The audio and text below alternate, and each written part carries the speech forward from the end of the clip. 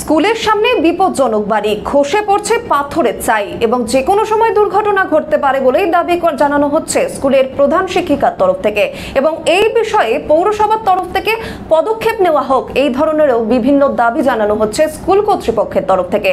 তবে পৌরসভা দাবি করছে যে বিভিন্ন আইনি জটিলতা থাকার কারণে এই বাড়ি ভাঙা সম্ভব নয়। পূর্ব মেদিনীপুর জেলার তমলুক শহরে সুপরিচিত নামী স্কুলগুলির মধ্যে অন্যতম হল রাজকুমারী শান্তনাময়ী হাই স্কুল। বর্তমানে এই স্কুলে ছাত্রীর সংখ্যা প্রায় 2000 জন।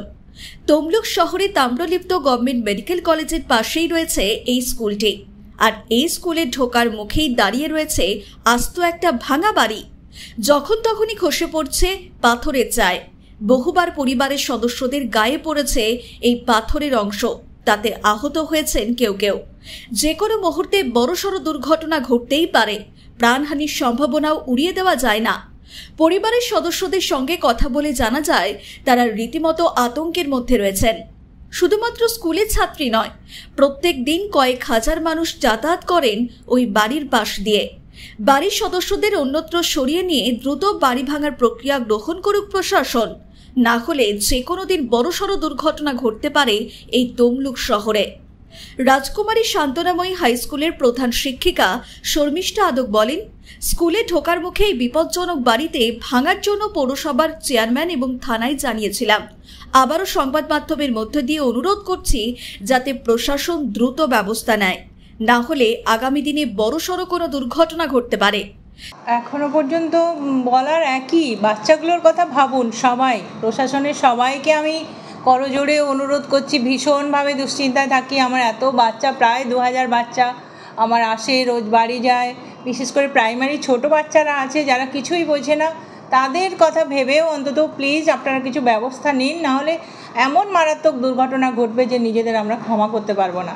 আশঙ্কা তো রয়েই যায়। তারা রাস্তায় যান, আর ওই রাস্তা থেকে ভেতরে আমার স্কুলে ঢোকে এত বাচ্চা। আমার সাধারণ মানুষের যেমন জীবন সংশয় রয়েছে, সংকট রয়েছে, ভয় রয়েছে, আমার নিরীহ বাচ্চাগুলো, তারা ছোট বাচ্চা, তাদের জন্য ভয়টা আরও বেশি।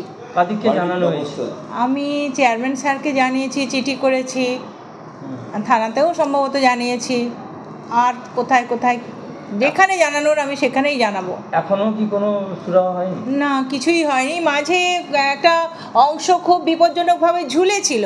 আমার স্কুলের একজন এমপ্লয়ি স্টাফ, সে রিকোয়েস্ট করে করে করে মানে ভাঙিয়েছে। পুলিশ এসে বোধহয় ভেঙে দিয়ে গেছে। একদম বিপজ্জনকভাবে ঝুলেছিল। তারপর আর কোনো কিছু করা হয়নি। তো আপনাদের সংবাদ মাধ্যমের আমি বলতে চাই যে কিছু একটা করুন প্লিজ। আমার বাচ্চাগুলোর কথা ভাবুন, বাচ্চাদের বাঁচান। যদিও পৌরসভার চেয়ারম্যান দীপেন্দ্র নারায়ণ রায় বলেন, 15 নম্বর ওয়ার্ডে অবস্থিত এই বাড়িটি বিপজ্জনক বাড়ি বলে পৌরসভার পক্ষ থেকে ব্যানার দেওয়া হয়েছিল। বাড়িটি আইনি জটিলতা থাকার কারণে এখনো পর্যন্ত ভাঙা সম্ভব হয়ে ওঠেনি।